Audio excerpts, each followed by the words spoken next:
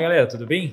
Estamos aqui de volta para essa gravação, sequência de gravação do nosso podcast, recebendo aqui dois amigos, claro, o Juliano Kimura está aqui comigo já desde o começo, mas agora recebendo um professor também amigo da instituição para a gente fazer essa nossa sequência dos debates, das construções de ideias sobre inteligência artificial conectadas aos cursos da FEMA. A gente vai agora fazer a parte mais provavelmente técnica disso tudo, porque a presença aqui é da discussão dos cursos de ciência da computação e análise e desenvolvimento de sistemas.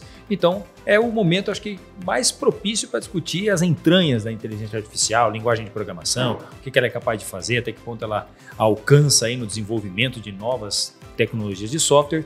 Mas antes disso, quero lembrar vocês o seguinte, estamos gravando esse material no dia 23 de novembro de 2024. Isso é importante, porque no momento em que esse material for ao ar, muitas das informações que a gente está discutindo aqui podem já estar eventualmente desatualizadas ou até algumas previsões do futuro que foram feitas aqui em alguns episódios já podem ter se concretizado. Então, para que você tenha essa informação marcadinha, 23 de novembro é a data em que a gente está produzindo esse conteúdo. Se você já é um fã da FEMA, fique à vontade, já dispara o like, o conteúdo tenho certeza que vai ser incrível, você vai adorar. Se você ainda não é, não se preocupe. Guarda um pouquinho, assiste a gente até o final, porque eu tenho certeza que esse vídeo, junto com todos os outros que o projeto dos podcasts do Inova FEMA vem mostrando, esse vídeo vai merecer não só o seu like, mas também a inscrição no canal e seguir a FEMA, porque o conhecimento que está sendo produzido aqui é mais do que de qualidade, tá legal? Então, meus caros, já avisei rapidinho para o pessoal como que a gente vai fazer. Não posso deixar de agradecer a presença dos nossos alunos que estão aqui acompanhando, os alunos da área de tecnologia especificamente, que temos aí uma plateia ao vivo. E para que não passe em branco, eu sou o Hilário Vettoro, diretor executivo da instituição, estou à frente desse projeto, auxiliando aí na produção do conteúdo para os cursos da instituição, tá bem?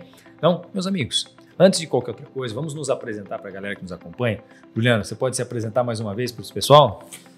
Bom, pessoal, é uma honra estar com vocês aqui de novo nesse mais um episódio, dessa vez um episódio mais técnico, mais digital.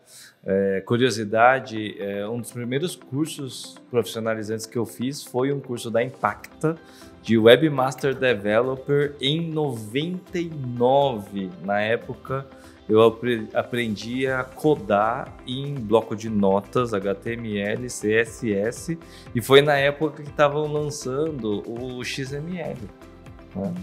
Bem, o nascimento do XML. Exatamente. Então, meu berço, antes de todo esse universo, é o berço de programador. Maravilhoso, maravilhoso. Aqui à minha esquerda temos o professor Almir, professor da casa, professor da FEMA, uma prata da casa já bem antiga, né, Almir? Não me entregue a minha idade não, professor. Não, mas todo mundo sabe que você já está aqui na FEMA há bastante tempo, trocando informações, conteúdo com a meninada. Bom, a FEMA é a minha casa, né? Queria agradecer o convite. A FEMA mudou minha vida, como eu digo sempre para as pessoas. Né? Eu sou filho de pequeno agricultor aqui da região de Queijo do Mota e conheci a FEMA ali nos seus primórdios. Tive o prazer de ver o primeiro folder do primeiro vestibular em papelzinho. Não pude fazer a primeira turma, falei, mas vou conhecer essa faculdade. Foi quando ela se fundou lá em 1989. 85. Estou aqui. Hein? 85. Não, mas primeiro curso em 89, quando eu abri a primeira turma de processamento de dados. E aí eu sou filho da segunda turma de processamento de dados aqui na FEMA, da época que existia COBOL e Clipper.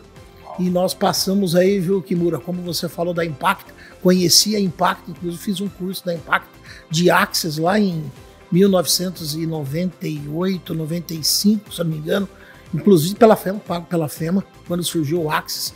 E passamos aí por vários anos, né, por várias tecnologias, né, o Windows, da Microsoft, isso, né, que acessava a VB, para banco de dados. Era um projeto de banco de dados que, na verdade, não era banco de dados, era um gerenciador de tabelas. Ele vinha no pacote Office, né? Vinha no pacote Office. É verdade. E fiz um curso de Windows também em São Paulo na época. Não foi na Impacta, mas esse de Access foi na Impacta. Você me fez lembrar de bons tempos da tecnologia, né? Mas continuamos, né? Depois disso, nós viemos pela internet aqui em 1995, quando ela chega aqui na FEMA, lá em 3 de dezembro de 95, eu lembro aqui na sala do lado.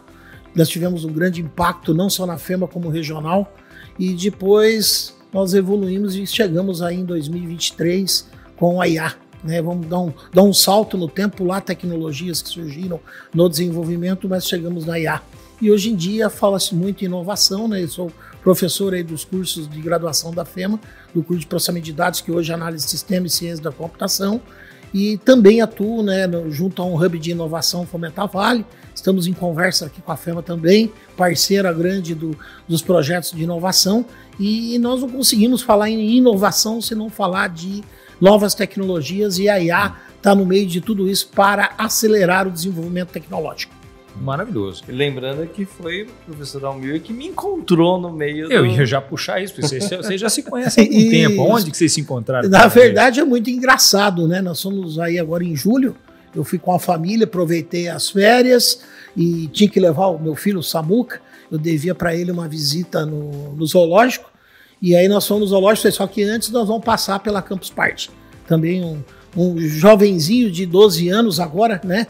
Então tem que já inseri-lo no mundo da tecnologia. Ele fala para todo mundo que ele vai fazer ciência da computação. Não sei se é influência do pai e da mãe, né? Pai e mãe da área de tecnologia. E aí nós fomos visitar os nossos jovens alunos que estavam ali na Campus Party, né? Cheguei ali na campus, estava ali conversando com os meninos, e a minha esposa, a Dani, postou do lado, olhou, virou, bateu um papo comigo, puxou para as costas assim e falou: vai escutar esse japonês falando, né? Que ele está falando umas coisas diferentes e provocativas que você gosta e vive falando.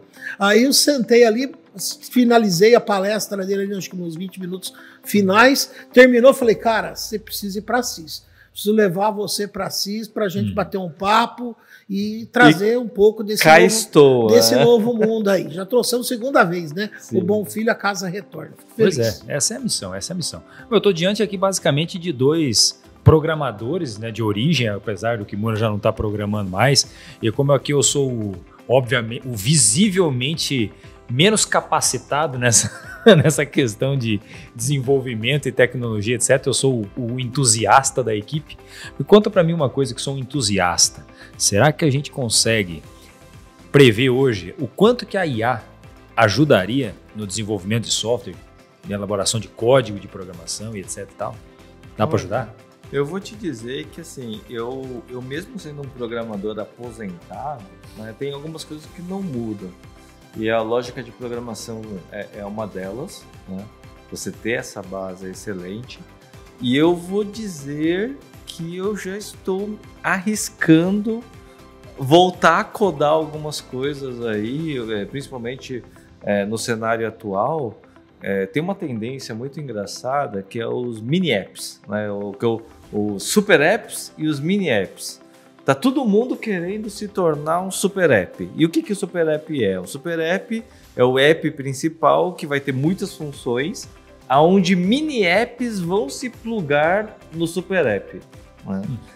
E eu acredito muito que no futuro, talvez muito próximo inclusive, a gente vai ter os sites substituídos por mini apps que vão rodar dentro dessas aplicações. Então você vai ter sistemas inteiros rodando, de IA, financeiro e várias outras coisas começando a rodar dentro desse sistema. E eu tô animado porque com a IA eu comecei a me arriscar de novo, né, sabendo a base, eu comecei a me arriscar de novo a codar. Então, acho que isso vai facilitar bastante aí o cenário. Eu entendo aí que essa parte de mini apps, né, como você chamou de apps, isso aí já está dentro do mundo das empresas hoje, né? Nós trouxemos aí há um ano atrás, 1 ano e meio para a CIS, para a FEMA, tem dois ex-alunos que já estão trabalhando e agora mais 2 que estão em formação de estágio no mundo Salesforce. E o mundo Salesforce, ele vive muito isso, né? Uma plataforma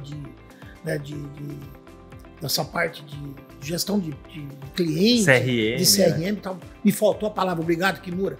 De CRM, e eu tenho conversado muito com os meninos e tem muito se desenvolvido mini aplicações, porque é uma plataforma muito grande, muito completa, né? Então às vezes chega na customização de uma empresa, você não vai precisar fazer tudo, chega aqui na FEMA, ela atende 80%, 90%, mas o Hilário lá como gestor executivo olha e fala: mas eu queria ter um módulo um pouco diferente, que tratasse isso diferente. E aí se constrói um mini app, um plugin, né? Na verdade, muito pessoal coloca como plugin, E a própria Salesforce, eu estou dando exemplo dela, mas tem outras, a AWS tem isso, o próprio SAP tem isso também. Eles estão criando ali as suas lojas, né, seus e-commerces, né, suas lojinhas de comercialização de apps, e você que é um parceiro desenvolva uma solução educacional para a FEMA, eu resolvo o problema da FEMA e começo a comercializar isso aí. Sim. Então essa é uma linha aí que a gente percebe que vem muito grande, e a IA ajuda muito a desenhar, a prototipar e desenvolver muitos desses mini apps, né?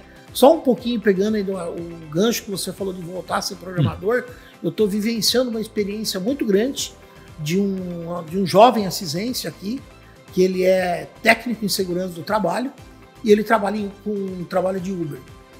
E durante as andanças dele da vida, ele tem algumas ideias que ele gostaria de prototipar, por exemplo, pôr uma nova proposta para um aplicativo de Uber, com gamificação, para ser mais fácil para os motoristas, melhorar para os clientes ali, né, ter uma gamificação lá dentro e outras coisas, como também baratear o custo, aumentar o lucro do motorista, e ele está desenhando todo um aplicativo em cima disso, usando IA. Tá? Então, esse menino eu liberei um espaço lá no Hub de Inovação, eu coloquei ele lá na Fomenta Vale, e ele está há um mês lá dentro do programa, transformando ideias em negócios, criando toda a ideia, produzindo toda a ideia dele com IA. Então ele já escreveu, já formatou, já desenhou, já buscou tecnologia, tem estudado tecnologia, e agora ele vai chegar no momento que ele vai precisar desenvolver um protótipo do app, e aí usando o low-code. Então aí falta a lógica de programação. Então, inclusive estou conversando com ele, falei, você tem que entrar no curso de graduação, que aprenda a lógica de programação, nem que for um técnico em informática, se você não tiver grana, ou entrar no curso superior, para fazer algo que você aprenda a lógica de programação, para usar um low-code, para usar, que é uma outra área que vem muito forte aí, né, junto com a IA, para desenvolvimento desses seus protótipos, MVPs, para testar os seus produtos. Então é uma coisa muito forte. Bacana demais. Você já usou, por acaso, a IA para fazer algum mini app, alguma coisa desse? Sim. Já estou começando a fazer alguns testes. Eu vi uma plataforma chamada Vercel. Hoje eu vi 2 aplicativos que estão não só o Salesforce ou outros, que você tem APIs e documentação muito boa, mas você começar a ver, por exemplo, Telegram. Telegram é um que está, assim, Telegram tem uma boa documentação e permite a criação de bons aplicativos. O Discord ele é muito customizável, mas ele ainda não é muito amigável, né? Hard. Ele é mais tipo para programador raiz adora, né? Isso é. Agora tem um terceiro que está surgindo agora, que é o Word App, que é o aplicativo do Sam Altman, que ele tem a Word ID, Word Chain, Word App. E é um aplicativo que ele, agora no dia 17 de novembro, ele anunciou o seu propósito de embarcar mini apps dentro desse aplicativo. O que também, para mim, assim, pode mudar o jogo em aplicações que a gente vai ter no cotidiano, vai ser sempre mais fácil e que muitas vezes vai solucionar problemas de e-commerce, por exemplo, né? Tudo dentro de um único aplicativo. Eu acho que aí nós temos uma revolução que vem vindo também grande, né? É a hora que a gente fala aí dos próprios chats que estão envolvidos, né? A AWS tem trabalhado no Code Guru, né? Uma plataforma de desenvolvimento, onde o cara desenvolve determinados assuntos que você pede para ela jogar lá, por exemplo, um cálculo de validação do CPF. E ela já produz ali alguns cálculos para você e a pessoa vai agregando isso no seu código. Eu vejo também que o GitHub Copilot, sim, né? Nossa, maravilhoso. Junto com o Visual Studio aí, as ferramentas da Microsoft, alguns brincam que eu ensino em Microsoft aqui, mas é uma ferramenta que vem vindo com tudo aí no desenvolvimento. Por isso que eu fiz questão de citar, e tem outras aí, né? JetBrains, né? JetBrains também, o projeto JetBrains com várias ferramentas para Java, PHP, JavaScript também os caras estão agregando, né? Hoje todas as plataformas estão, no primeiro momento, que é agregando a IA lá para dentro, né? Você pega editores de vídeo como Mojave e outros, né? Premiere estão agregando IA. O Photoshop, todas essas ferramentas de edição de imagem agregando IA. E as ferramentas de desenvolvimento também agregando IA. Num segundo momento é começar a produzir gerar esses produtos e empacotar eles também em aplicativos e outras coisas. E eu acredito até no próximo estágio, não sei quão distante, mas o que já foi dito e mencionado é a programação em linguagem natural. Sim.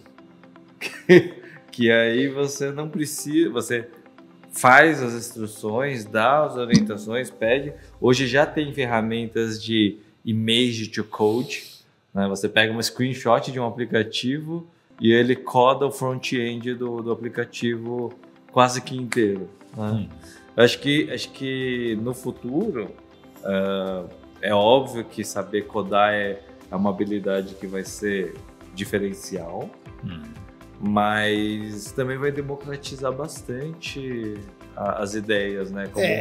Eu entendo, sou suspeito em falar, né? Eu brinco com meus colegas de outras áreas, mas todas as áreas têm que aprender programação. Tá? A programação em si, né? A gente estava agora há pouco, peguei o finalzinho aí da gravação da parte da medicina e, né, dessa área da saúde.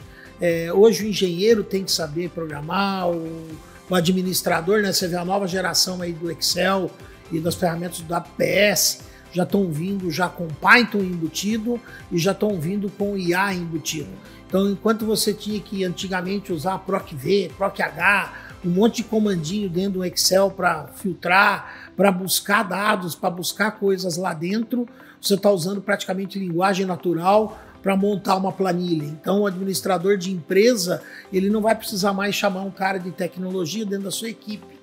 Um bom administrador de empresa e um curso de administração que forma bons administradores com essas ferramentas é um pouco mais até da administração 4.0.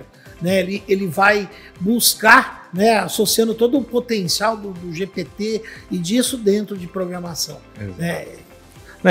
A gente começa a ver, por exemplo, isso é tão importante, isso já foi mencionado nos anos anteriores, até pelo Bill Gates, pelo próprio Mark Zuckerberg, quando eles lançaram aquele projeto chamado 1 Hour of Code, que era, eles estavam ensinando crianças a programar 1 hora por dia, né? Porque sabia que esse momento agora ia chegar, né? Sim. Que era a proposta, exatamente essa proposta de, legal, todas as disciplinas, todas as competências vão ter que saber pelo menos a lógica básica de programação, porque vai ser uma habilidade básica. E é engraçado ver que esse momento chegou, e era uma coisa que era mencionada em 2014, 2015. Eu atuo com projetos sociais, eu trabalhei aqui na FEMA, parceria com projetos sociais, desde 2007. Inclusive nasceu o primeiro projeto dentro dessa sala que nós estamos aqui, uma pessoa de uma entidade social. E todo mundo ensinava na época o Word, Office, Excel, aqueles velhos cursos tradicionais de tecnologia. Aí eu falei para a pessoa na época, vamos colocar alguma coisa em programação. No primeiro momento acharam que eu era doido, né? Então, e aí no final a gente já estava desenvolvendo, me afastei um pouco do projeto pelas áreas de inovação e tal, mas a gente estava desenvolvendo já pequenos apps com ferramentas para desenvolvimento low code, né? Onde crianças aprendendo, brincando como um Scratch, por exemplo, e outros, o Alice 3D, né? Que são ferramentas criadas para crianças e elas desenvolvendo games. Hoje em dia já tem um monte de escola aí fazendo isso e ganhando dinheiro na internet. E depois aí em 2014, 2017, a gente começou a pensar, 2019 a gente criou o FEMA Robótica, né? Que está aí no ar de novo, e é um projeto que ele vem exatamente para isso. É para levar a fazer a molecada brincar com programação e incentivar essa galera a brincar com programação mexendo com robô. Então ele está brincando, fazendo um robozinho, andar para a direita, para a esquerda, e ele está aprendendo metodologia, ele está aprendendo lógica, né? E o que mais falta hoje nesses jovens que chegam na graduação e eles têm dificuldade é em lógica de programação. Né? E eu digo o seguinte, você pode entrar lá na IA, se você não tiver conceito de lógica, você não souber como pergunta ou como faz, a IA não vai resolver, a IA é um assistente. né? Eu acho que ela pode chegar a pensar algumas coisas, mas ela ainda vai ser por muitos anos um assistente. Ela vai te ajudar a fazer algumas coisas, mas no final ainda vai ter que ter um cara que está lá na empresa, tem que ter uma pessoa que vai lá, se é o administrador ou o programador, como era no passado, né, eu brinco e falo para essa moçada, para esses jovens que estão na graduação, olhem e aprendam a usar a ferramenta. Eu estou me aposentando, né, daqui a pouco, mas ainda demora alguns anos, mas os que estão jovens aí com 18 anos têm que pensar a tecnologia diferente, né? Mas nós vamos passar por uma revolução muito grande, eu percebo aí nos próximos anos em programação. Muito que fazia um estagiário ou um programador júnior, né, era uma coisa assim, né, hoje está muito mais rápido, né? Eu brinco, por exemplo, antigamente você precisava preencher, nós estávamos falando de Access agora há pouco, preencher uma tabela do Access com 1000 registros, né? Falei isso para esses meninos, né? Estamos aí o Arthur aí na plateia, falei numa aula para eles esses dias. Você precisava preencher com 1000 registros. Primeira vez que eu fiz isso, eu montei um programa, sentei lá, fiquei uma tarde, um domingo, busquei o nome de 1000 pessoas lá na internet, garimpei os nomes, coloquei numa lista, peguei esses nomes, joguei lá no Excel, aí eu construí um programa para gerar e preencher uma tabela de clientes com 1000 nomes de clientes, né? Então você tinha que procurar isso tudo e gerar isso, ficava muito mecânico. E às vezes você não conseguia 1000 nomes diferentes. Ou você vai lá no GPT e pergunta, faça um programa na linguagem X que gere 1000 nomes no cadastro de clientes e insira. Você copia aquele código, joga lá dentro, né? Ou se essa ferramenta já está embutido, você joga lá dentro, você tem uma ferramenta de testes prontos. Então aquilo que você tinha que contratar um estagiário, contratar um programador júnior para construir aquilo que ele ficava um dia ou meio dia para construir, se o cara foi inteligente o possível de parar e usar a sabedoria, como eu digo sempre, né, ao seu favor, ele gera coisas muito boas, muito rápidas. Deixa eu perguntar uma coisa para você, que eu fiquei curioso. Então, voltando a programar, trabalha com isso todo dia. Quanto tempo que eu, que não sou formado na área, para quem não sabe, eu sou da área jurídica, quanto tempo demoraria para eu entrar nessa com uma qualidade razoável, minimamente aceitável e programar alguma coisa? Olha, eu acho que depende muito da linguagem e da capacitação, né? Por exemplo, eu estava estudando sobre Solidity, que é uma linguagem própria para Ethereum, contratos inteligentes em blockchain. Perto de outras programações é diferente, mas não é tão complicado com algumas outras linguagens mais complexas, né? Sei lá, o Rust, algumas linguagens que são não tão comuns e precisa de um pouco mais, requer mais empenho. Né?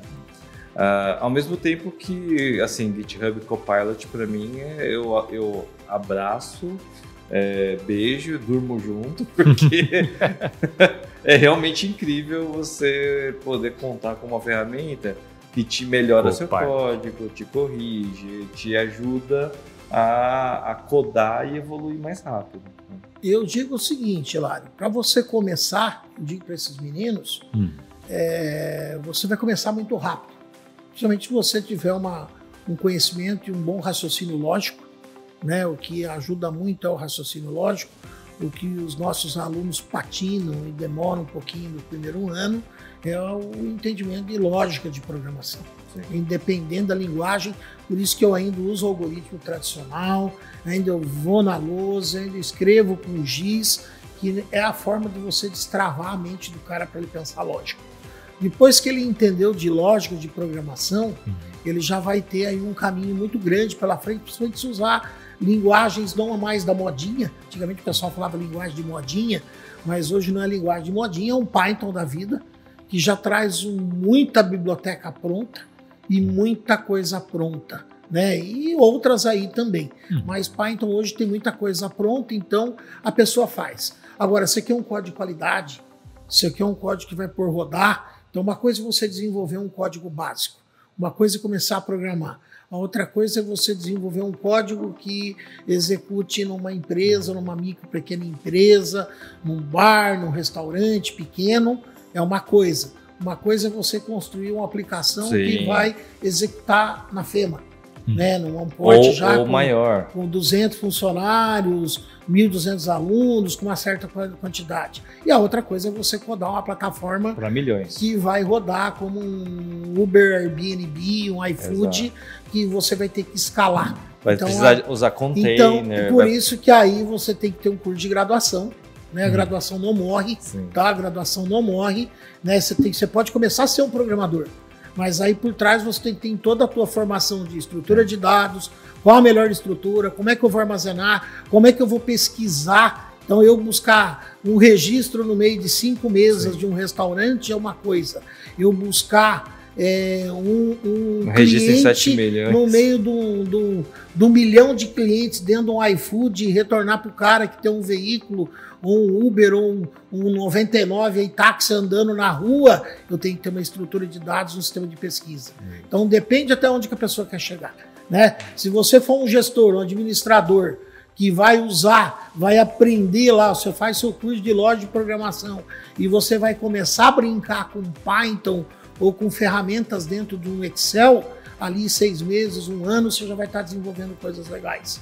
Tá? Você vai estar usando, e eu acho que é isso que a gente tem que pensar, inclusive nos nossos cursos. Eu sei que vai ter alguns colegas que vão assistir, professores, podem até me criticar, né?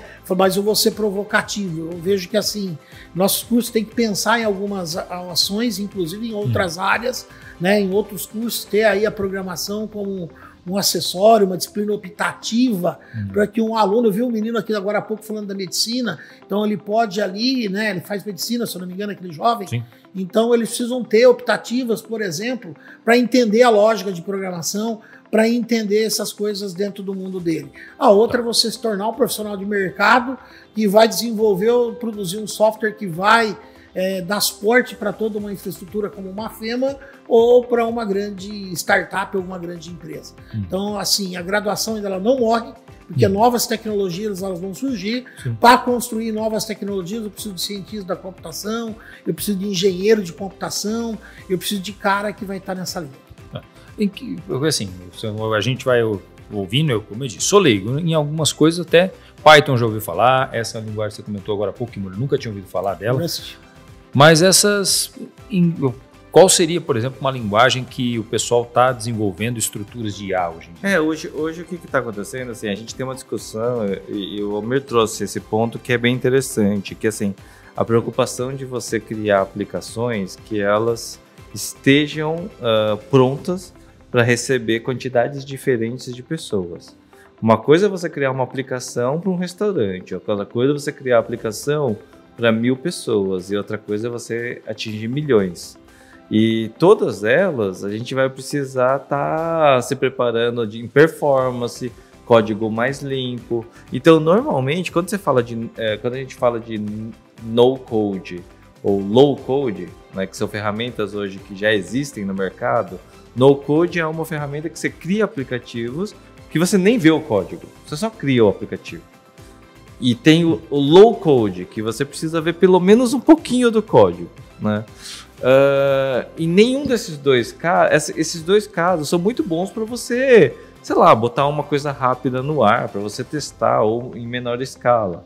Mas quando você quer criar uma coisa para escalar para milhões, fatalmente você tem que codar em raiz mesmo, para que você tenha um código enxuto, que consiga rodar num banco de dados que vai trazer a informação de um jeito mais ágil, né? Porque dependendo de como você faz a consulta num banco de dados, ele pode demorar minutos, segundos, tipo, e isso... Milissegundos. E isso é um problema quando você fala de uma aplicação que precisa ter tempo real, né? Precisa vir, a resposta precisa vir em tempo real. Senão você tem um aplicativo que é cagado, não vai funcionar, vai dar erro e a pessoa sai, né? E em escala, isso é uma preocupação que à medida que a gente vai trabalhando com tecnologia e inteligência artificial, já se fala, né, hoje de uma forma de interface que é em tempo real. Eu acho que no futuro a gente não vai ter nem interface. Vai ser uma conversa com uma IA. Com a plataforma, né? A plataforma de desenvolvimento fundamentada em IA. E é uma coisa que eu também fiquei pensando aí durante esse nosso papo, que também tem a ver com as coisas que a gente já conversou no passado. Será que é possível, por exemplo, uma máquina, ou uma IA ensinar, ou uma IA treinar outra IA? Sim. Sim. Uma máquina ensinando a outra máquina. Porque aí o negócio é exponencial. Sim. O maior problema disso, isso daí, com certeza, já estão fazendo. Qual que é a dificuldade disso? É processador e energia elétrica. As próprias camadas, se você pegar a rede neural, as próprias camadas de rede neural, a saída de uma rede imputa na outra entrada que vai dar o resultado final. Então, você tem algumas camadas dentro da IA já fazendo isso. Então, a própria aprendizagem de máquina profunda, que está toda a IA generativa, ela já é uma IA treinando outra IA. Então, você liga algumas camadas dentro da IA, que uma camada vai falando com a outra e ela imputa e cria um sentido de neurônio. Sim. Então, é um pouco em cima disso aí. É uma rede neural e não assistida ainda. Eu acho que só aproveitando e complementando um pouco o que o Juliano falou aí, do low code e no code, tem um outro lance interessante ali, que não é só rodar mais rápido, né? Hoje em dia todo mundo está tirando seus servidores on-premise, né? Aquele servidorzão que o cara tinha lá naquela salinha colada lá no fundo, com o arzão do condicionado ligado, 7 por 24, 365 dias por ano, e subindo tudo em nuvem. E quando eu subo em nuvem, eu tenho um custo. Então, quanto menor o custo, maior o lucro. O empresário quer ganhar dinheiro, né? O empresário não quer saber bonito, ele quer saber no final do mês o cifrão tá funcionando. E aí você precisa ter plataformas leves para executar. E aí, geralmente, as plataformas em low code você tem um pouco mais pesado. Sim. Então, quando você entra em nuvem, você customiza, cria lá os seus containers, toda a tua infraestrutura de nuvem que enxuga, né? Além disso, quando você entra no low code, você fica preso numa empresa. Existe uma história aí, por exemplo, da Bubble, né? Que a Bubble tinha, que é uma empresa que fornece low code, né? Plataforma de low code, e que eu tive inclusive um parceiro que eu falava, tá desenvolvendo toda uma startup em cima de Bubble. Eu falava, cara, você é maluco. Não, porque é legal, porque tal. Contrataram um programador de quase 10 mil para construir por mês, para construir a plataforma de low code, o negócio funcionando. Eu falei, uma hora vai pegar. Aí a hora que começou a precisar de desempenho, pegou. A outra é o seguinte, o low code chegou um dia e falou assim, a partir de agora a gente vai subir o valor da mensalidade. E aí vai lá para o número de usuários. E aí o negócio ficou caro. E aí você não tem para concorrer. Você está dentro daquele cara lá, você não tem a livre concorrência. Então hoje você tem plataformas que você vai lá e consegue, eu estou na plataforma da Google, está muito caro, eu preciso ir para a AWS, eu preciso ir para a Microsoft, ou vice-versa. Estou na Microsoft, eu quero mudar, o cara tem o código na mão. Então isso ainda, codar ainda nós vamos precisar por muito tempo, né? A pessoa tem a estrutura na mão dele. Na verdade, voltando aqui à minha ideia original de uma máquina treinando a outra máquina, rapaz, eu não consigo imaginar o quanto que a gente consegue dar de desempenho para treinar uma inteligência artificial, porque já é rápido. Imagina uma máquina que não dorme treinando outra máquina na velocidade delas, né? Sem precisar escrever, sem precisar... Meu Deus do céu. Aí que é a hora que eu acho que a galera que não é da tecnologia fica pensando, essa história de inteligência artificial vai criar um robô que vai realmente fazer igual aconteceu nos filmes. A Super IA, né? A Super. Que já é uma lenda, já. Eu digo que sim, se a previsão para o ano que vem, né, pelo Sam Altman, é que em 2025 a gente já tem a AGI, né, que é a Artificial General Intelligence, eu não sei dizer quanto tempo vai demorar para a gente começar a caminhar na direção de uma superinteligência, né? Que essa superinteligência pode ser capaz de fazer coisas interoperáveis e também controle de gestão de empresa, processo, governo, até mesmo até produção.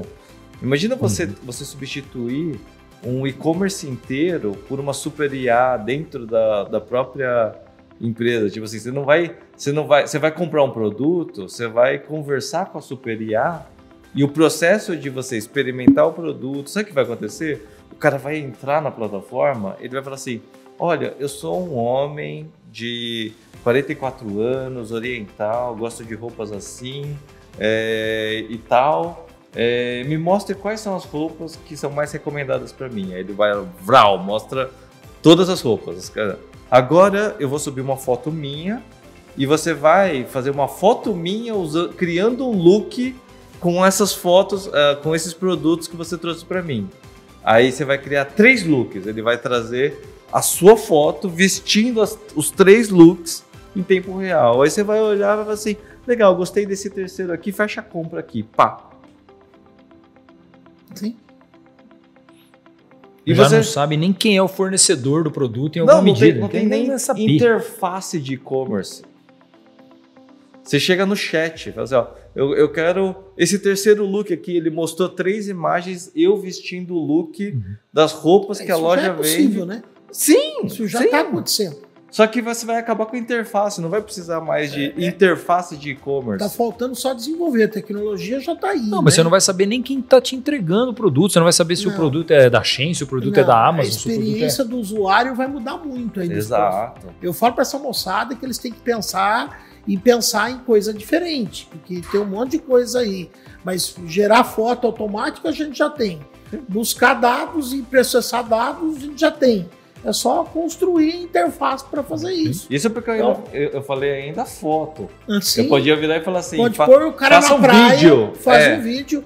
Eu participo de um grupo aí de inteligência artificial de Santa Catarina e esses dias um dos meninos pegou umas imagens dele, foi lá, pegou umas imagens da praia de Santa Catarina e mandou jogar lá em Camboriú, ele na praia. E aí a IA produziu lá para ele como é que ele ficaria na praia naquele dia. Então, quer dizer, assim, a gente já tem isso. O que precisa é customizar as interfaces, interligar o seu e-commerce com a ferramenta de IA e as coisas para gerar isso. São oportunidades.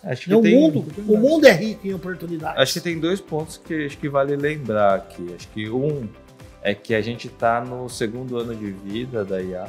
Exatamente. Estamos bem no comecinho, né?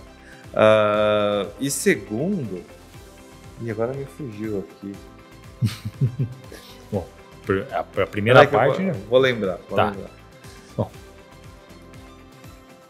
porque na hora eu vou tentando, né, prosseguir um pouco, né, com essas discussões. Quando eu ouço vocês falando, cara, eu percebo o quanto que eu fico limitado dentro desse contexto de inteligência artificial e desses grupos, o que o pessoal está discutindo.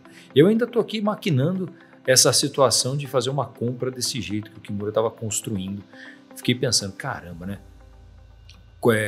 Basicamente, como que do outro lado eu vou oferecer um produto de uma forma dessa para se comunicar? Né? Porque você fala assim, tudo bem, eu sou um produtor de camisetas, eu quero colocar a camiseta da Fema lá à disposição para comprar pela internet. Como que será que o que eu vou fazer? Aonde que eu preciso colocar? Vai ser muito mais natural do que você imagina, porque a própria interface ela vai ser diferente. Então você vai subir a foto, a estampa da camiseta, e você já vai falar assim, ó, a estampa está disponível em tantas cores, é essa estampa, coloca aqui na frente, no ombro, nas costas, e ela vai produzir a foto do produto final, a foto dos modelos, a foto...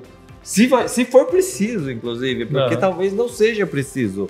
Você só sobe a imagem do logotipo e fala, ó, é esse daqui. Aí a produção, ela já vai ser incorporada. Eu lembrei qual é o segundo ponto. Show. Lembrando que a linguagem mais natural que uma máquina pode falar é a programação. E aí tá um ponto que acho que para esse episódio é base. Talvez a indústria que mais vai mudar de todas as indústrias, de todos os episódios que a gente falou, é o mercado de digital, de desenvolvimento, aplicativos, blockchain e todas as novas tecnologias que estão chegando. É o mercado que mais vai evoluir entre todos. Porque a máquina... A linguagem mais natural que ela pode falar é programação. Todos os códigos, para ela é simples. Ela fala uma língua em alguns segundos. Sim. Eu vejo assim, nós estamos num novo momento. Igual nós tivemos que parar lá no COBOL, quando surgiu, o pessoal usava COBOL e mundo DOS, né, mundo Xenix e Unix, o mundo console textual, e apareceu o Windows. Então as pessoas tiveram que se reinventar, refazer e reorganizar os seus currículos. Naquela época tinha as plaquinhas furadas, não tinha lá? Código de cartão perfurado. Cartão perfurado. Então, eu não peguei essa época. Tem um professor aqui, alguns professores aqui que pegaram, né, no final das suas faculdades, no começo das suas faculdades. Eu entendo que nós estamos num novo momento, que nós temos que repensar.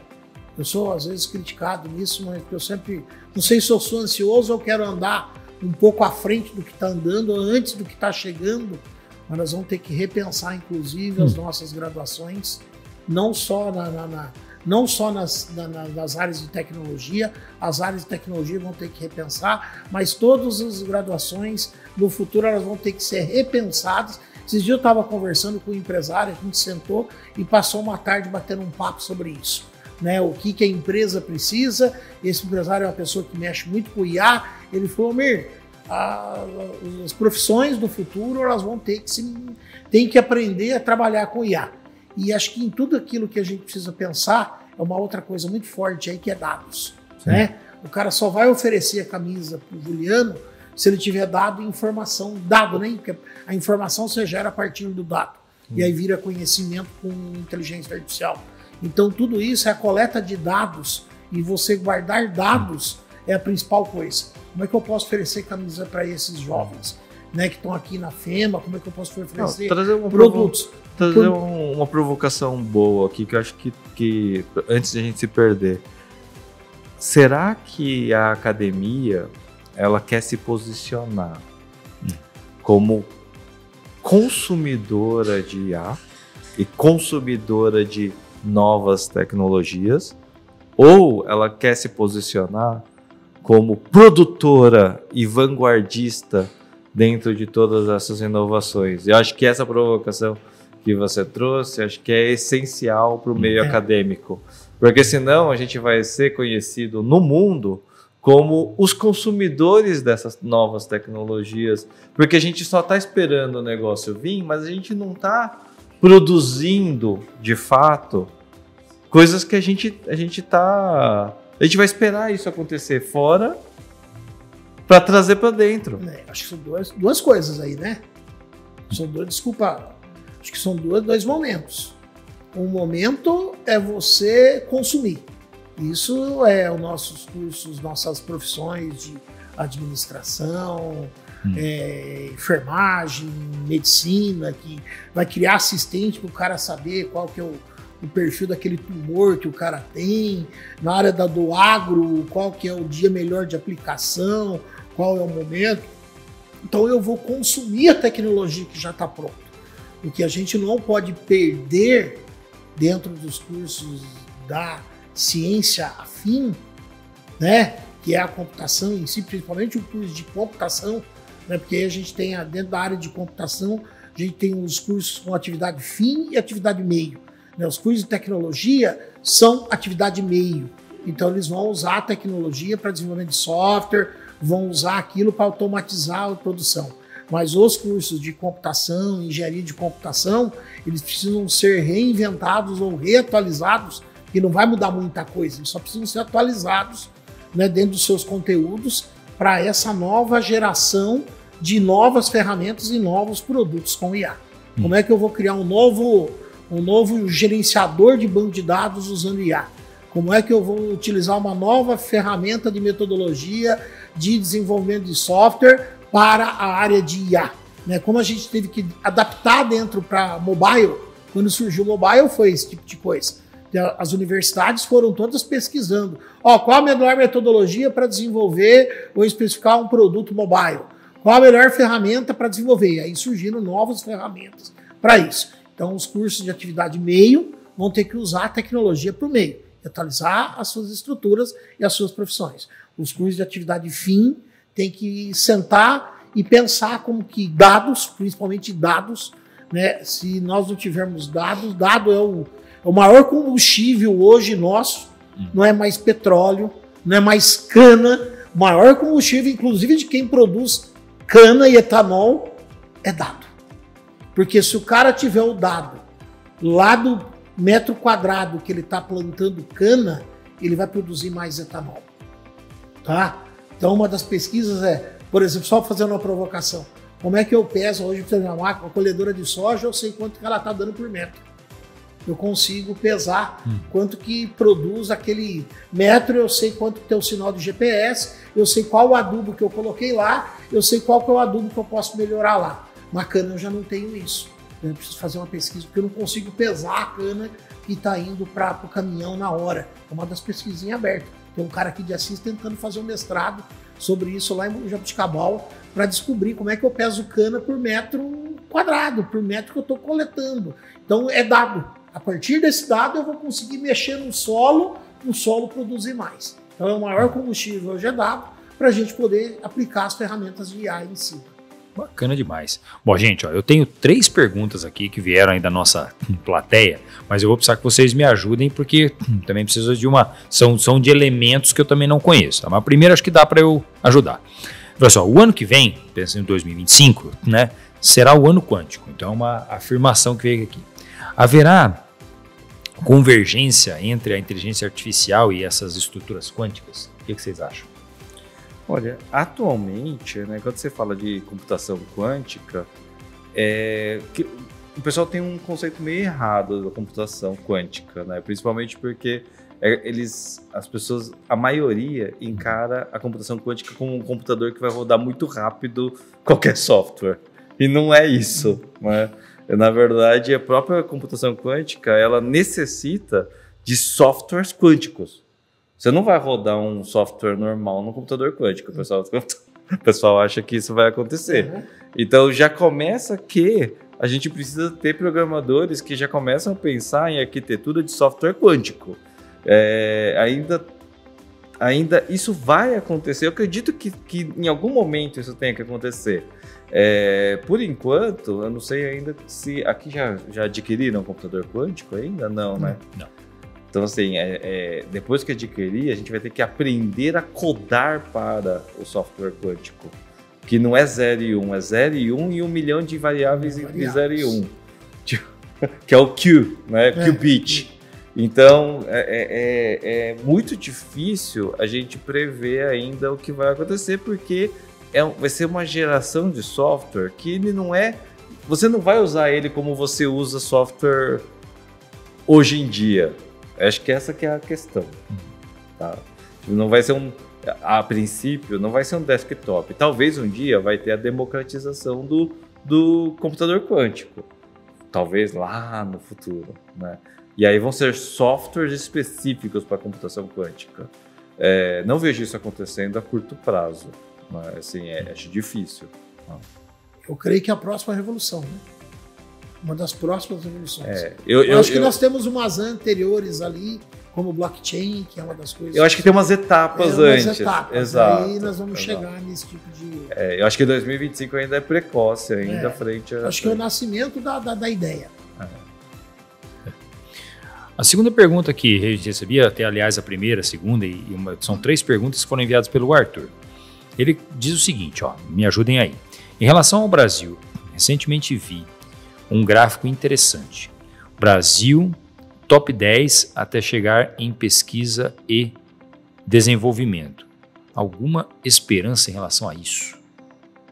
Brasil chegar no top 10? O Brasil precisa investir. O Brasil precisa investir.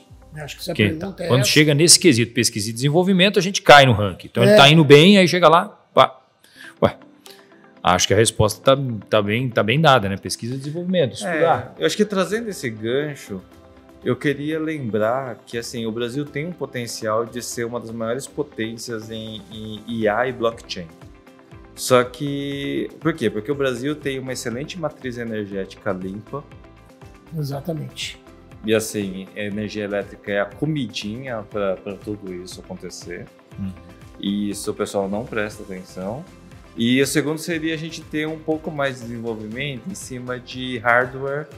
Eu acho essa parte mais difícil, porque a gente precisa de know-how para desenvolver ASICs, que são chipsets de fins específicos. E isso, o próprio Sam Altman está querendo, ele está pedindo um investimento de $1 trilhão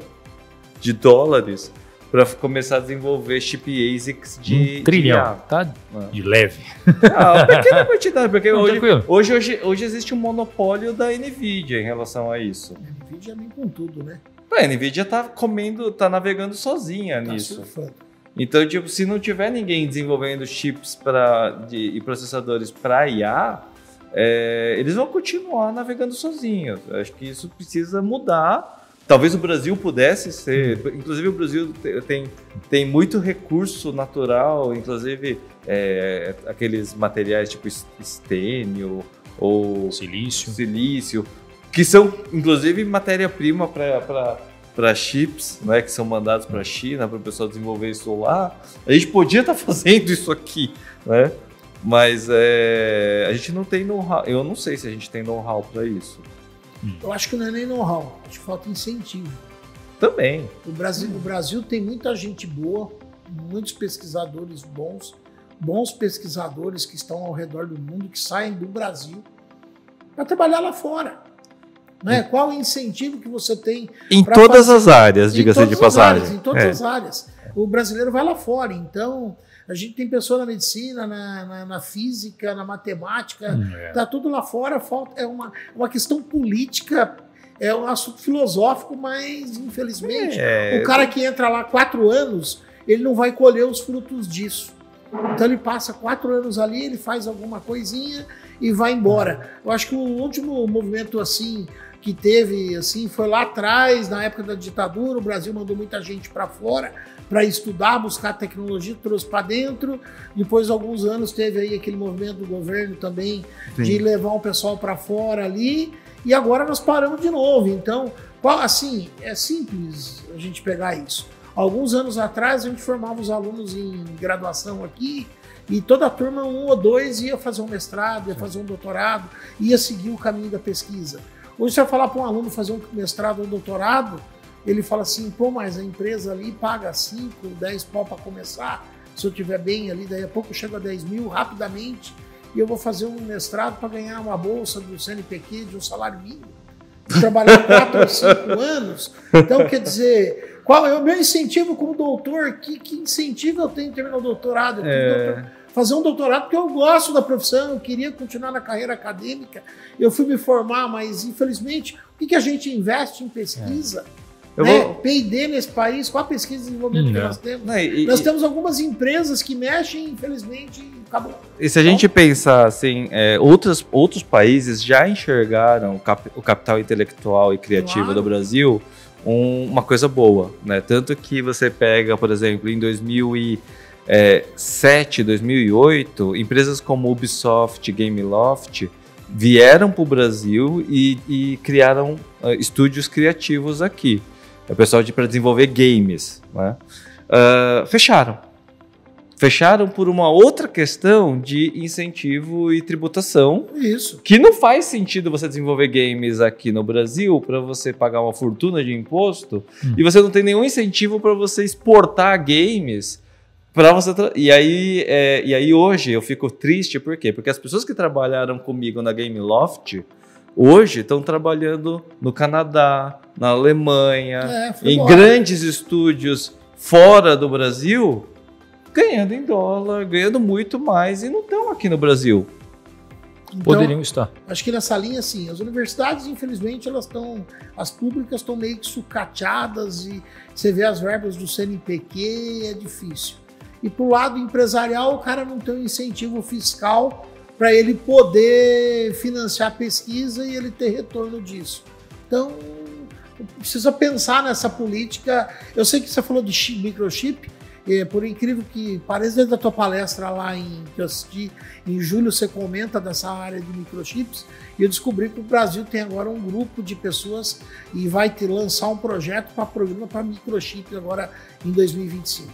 Já tem um grupo discutindo a construção de microchip.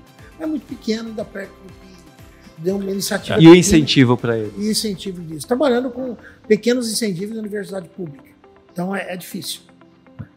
Bom, última pergunta que eu tenho aqui. Essa aqui eu estou com uma dificuldade de entender o contexto de novo. Vamos lá. Deve ser de desenvolvedor? Desenvolvedor bom nos top 10 a AI Influencer. Já encerrou a votação. Imagino que estava tendo alguma votação aqui para esse ranqueamento de um bom desenvolvedor. Não sei.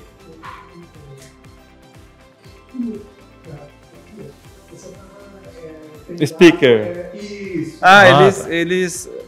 Esse concurso foi péssimo, na verdade, porque o que aconteceu? Eles mudaram, inclusive, o nome da categoria. Não ia ter mais speaker de inteligência artificial e colocaram tudo num grupo de inovação. Tá?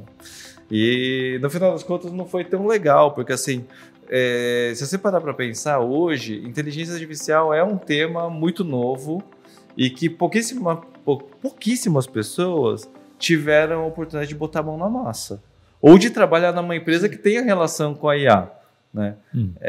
Hoje eu tenho orgulho de dizer que eu estou atuando num projeto, ajudando um projeto que tem relação com o Sam Altman, que é o projeto da própria Word, né?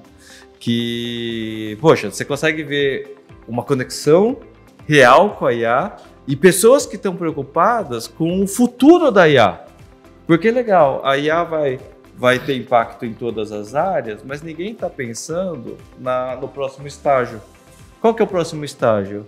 A gente vai ter uma crise de confiança, a gente vai ter uma crise de autenticidade, de autoria. Você não vai saber quem foi o responsável, né? E a gente precisa ter uma forma, um mecanismo que a gente consiga ter uma solução para isso. E ninguém parou para pensar nisso ainda. Sim. Esse projeto, eu acredito muito que esse projeto possa trazer uma solução que ainda não existe, né?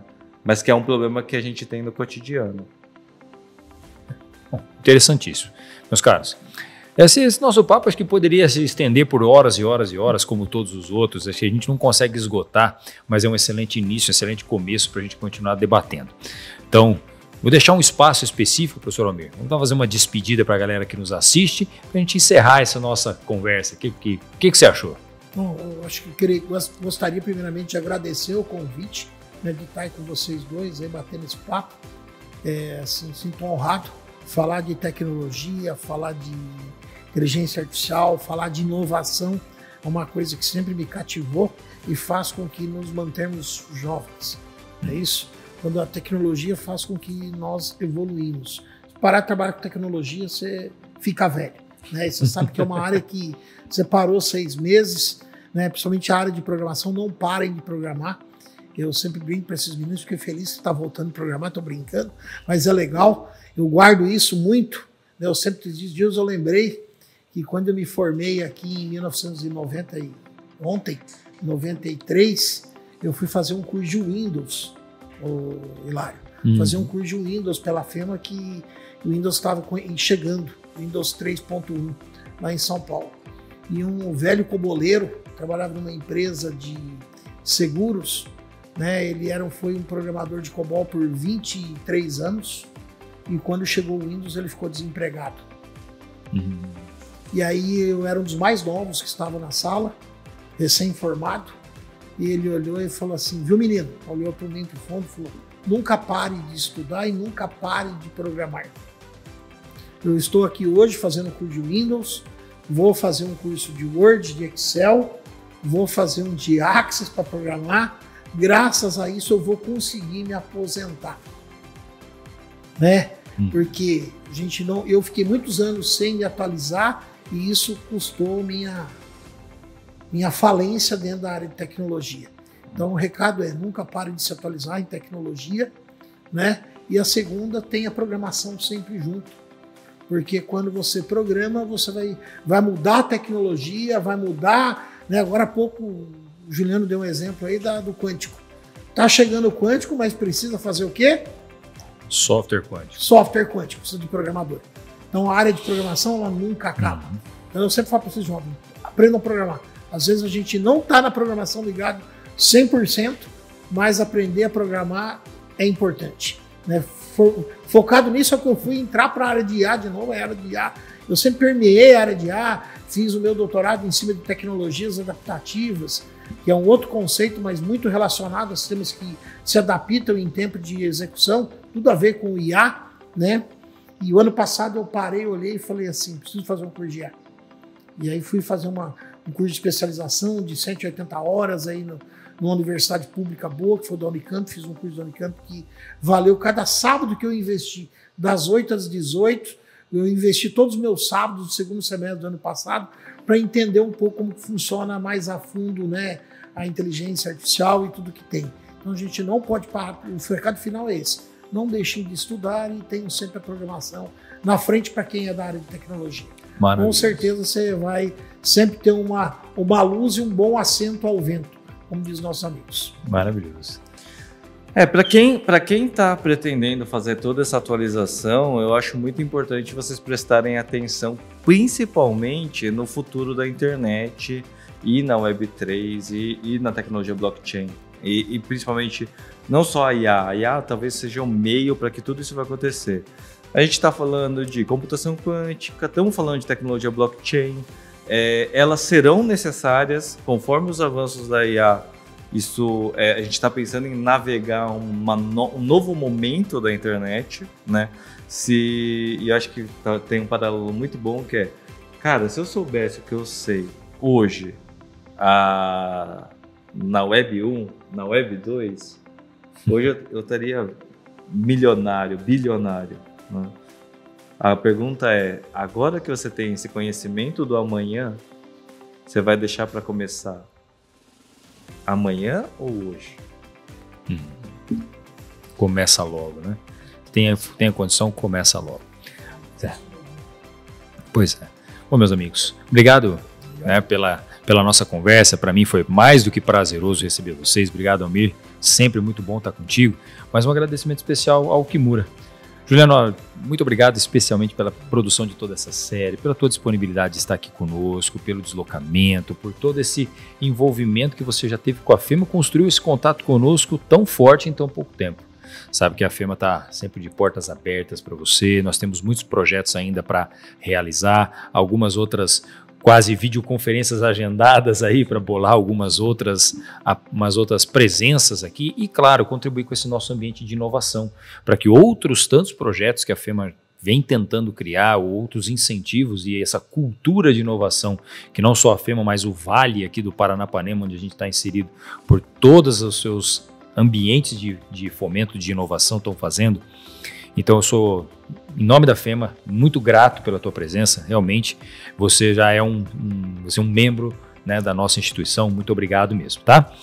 E para quem nos acompanhou em toda essa série ou em algum dos episódios da nossa série, mas um especial abraço, um especial obrigado, porque afinal de contas, nada disso aqui existiria se não fosse por vocês. Então, alunos da FEMA, todos aqueles que estiveram aqui, alunos presentes, aqueles que ainda não são alunos da FEMA, mas que quando encontrar esse conteúdo, desenvolver esse desejo, esse interesse de estar aqui conosco, muito obrigado a vocês desde já, sejam sempre muito bem-vindos às nossas salas de aula, aos nossos ambientes, e eu vou precisar me despedir agora lembrando vocês do seguinte: esse conteúdo com toda certeza merece o seu like, com toda certeza merece a sua inscrição e que você ative as notificações para receber cada vez mais dos nossos conteúdos. Curioso sobre a FEMA, curioso sobre outras missões que a gente executa?